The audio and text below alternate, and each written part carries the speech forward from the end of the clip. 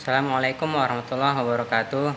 Baik, anak-anakku sekalian di kelas 10 TKJ 1 dan 2. Kita lanjutkan materi kita pada hari ini, pemrograman dasar, yakni algoritma. Kemarin sudah sedikit dijelaskan apa itu algoritma dan lambang-lambang simbol algoritma, baru saya kasih 3. Nah, sekarang kita lanjutkan. Ini sudah saya siapkan. Ini 3 yang di atas ini, simbol terminator, simbol input, dan simbol proses sudah diajarkan kemarin. Ini tambahan lagi, saya kasih simbol yang tanda panah ke atas dan ke bawah, terus ke samping kanan dan ke samping kiri. Ini adalah dinamakan dengan simbol garis arah atau garis alir algoritma. Terus yang di bawahnya lagi, ini seperti belah ketupat, dinamakan simbol keputusan atau simbol percabangan. Percabangan ini dia mempunyai keputusan iya atau tidak. Itu di dalam algoritma seperti itu. Dan yang bawahnya ini adalah simbol prosedur. Prosedur dalam algoritma. Nah, jadi tambahannya saya kasih 3 simbol lagi. Yang kemarin adalah simbol awal dan akhir, yaitu simbol terminator ya, yang atas. Terus yang ini saya ulangi lagi, simbol input output. Yang bawah ini adalah simbol proses.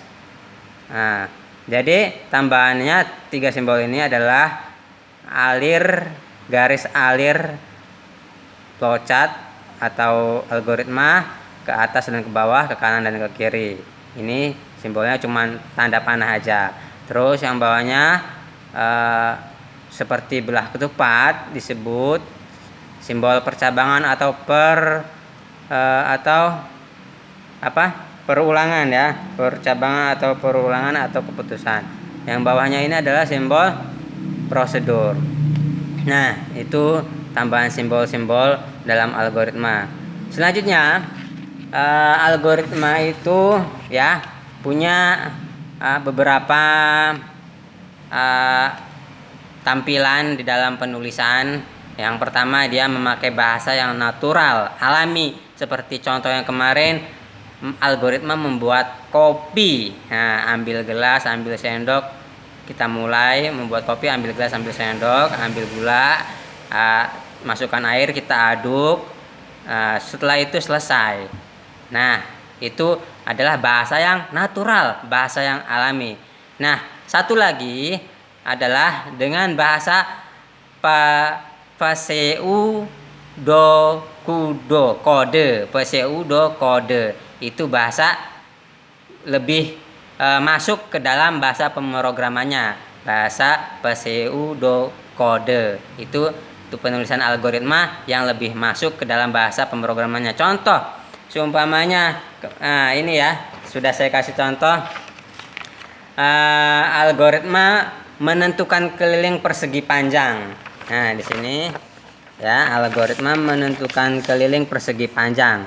Yang pertama kita mulai, yang kedua masukkan panjang ya, yang ketiga yaitu masukkan lebar, yang keempat, nah, keliling persegi panjang itu 2 kali panjang tambah lebar ya.